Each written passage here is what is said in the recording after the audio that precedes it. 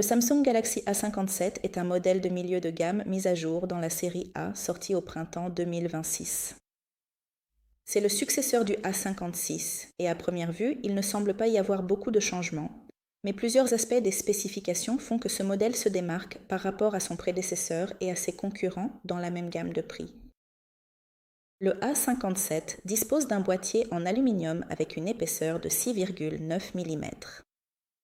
À titre de comparaison, le A56 faisait 7,4 mm, tandis qu'un smartphone de milieu de gamme typique de 2025 à 2026 se situe généralement entre 7 et 8 ou 8,2 mm.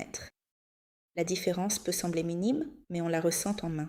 Le smartphone dépasse nettement moins de la poche de votre jean et il est plus facile à tenir d'une seule main en envoyant des messages. Samsung a réussi cela en utilisant une dalle d'écran plus fine et en réorganisant les composants internes. Le compromis s'est fait sur la batterie. Sa capacité est restée à 5000 mAh, sans l'augmentation que l'on attend généralement des mises à jour annuelles. Si vous placez le A57 à côté du A56 sur une table, la différence est visible à l'œil nu, surtout sur la tranche. Visuellement, l'appareil se rapproche davantage du modèle phare S25 que de son prédécesseur direct. Le A57 est passé à l'AMOLED+. Il s'agit d'une variante de dalle d'écran où la couche de capteur est intégrée directement dans la structure de l'écran plutôt que d'être posée séparément au-dessus. Cette configuration apporte deux effets. La dalle est physiquement environ 15% plus fine et la consommation d'énergie à luminosité égale est inférieure de 10 à 12%. La taille et la résolution de l'écran restent inchangées. 6,7 pouces, Full HD+, un taux de rafraîchissement de 120 Hz et la luminosité maximale est passée de 1900 nits à 2200, ce qui se remarque lors du visionnage de vidéos HDR en extérieur par une journée ensoleillée. Un effet secondaire de l'AMOLED+ est que la batterie dure plus longtemps avec la même capacité. Dans un scénario comprenant des applications de messagerie et 1 heure de vidéo par jour, Samsung annonce environ 28 heures d'autonomie contre 24 sur le A56. Les premiers tests indépendants confirment à peu près cette différence.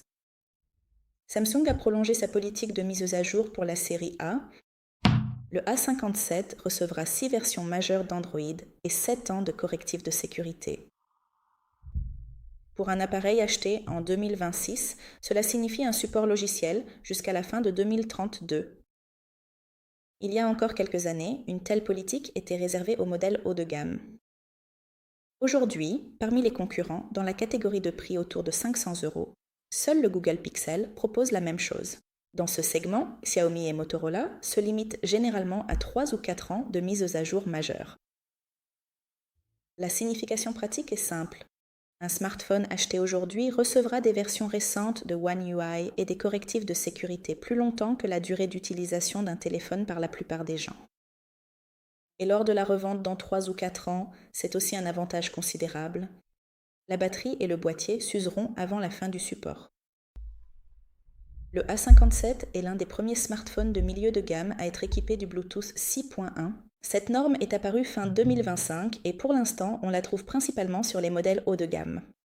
L'effet pratique est une connexion plus stable avec les écouteurs dans des environnements saturés d'ondes radio et un positionnement plus précis pour retrouver des balises comme la Smart Tag. Le Wi-Fi 6E ajoute l'accès à la bande des 6 GHz. Dans un appartement équipé d'un routeur moderne, cela signifie moins d'interférences avec les réseaux voisins et des vitesses réelles plus élevées lorsque de nombreux appareils sont connectés. Le A56 se limite au Wi-Fi 6 sans le E, tout comme de nombreux concurrents dans la gamme des 500 €.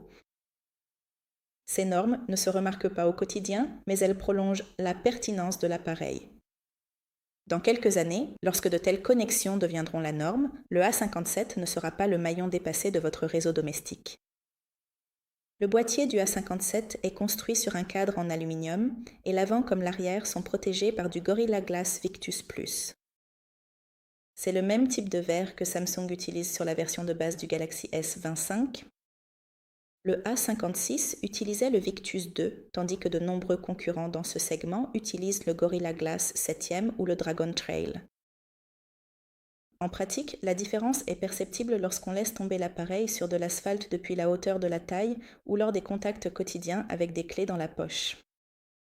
Le Victus Plus est conçu pour résister à une chute de 2 mètres sur une surface rugueuse.